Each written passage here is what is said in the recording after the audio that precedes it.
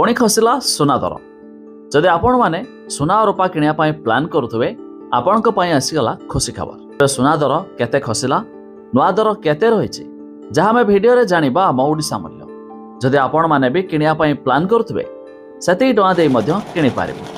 जानिबा संपूर्ण अपडेट ता पूर्व वीडियो को लाइक करंतु सब्सक्राइब करनथिले एबे सब्सक्राइब करी पाखर थिबा घंटी चिन्ह को दबाई दियंतु।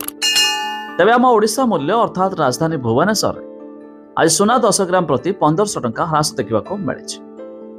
तेज शुद्ध सुना 24 कैरेट दाम 10 ग्राम प्रति जहाँकि प्योर गोल्डर दाम रही 1,01,500 टंका। सेहीपरि 22 कैरेट दाम जहाँकि 916 कैरेटर दाम रही 91,000 टंका।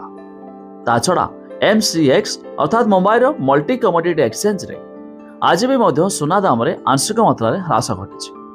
तेज शुद्ध सुना 24 कैरेट दाम 10 ग्राम प्रति 1,02,000 टंका रही बेले 22 कैरेट दाम 10 ग्राम प्रति 90,550 टंका देखा मिली।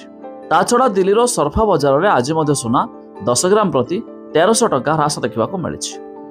तेज शुद्ध सुना 24 कैरेट दाम 10 ग्राम प्रति 1,01,500 टंका रही बेले 22 कैरेट दाम 10 ग्राम प्रति 91,700 टंका देखा मिली।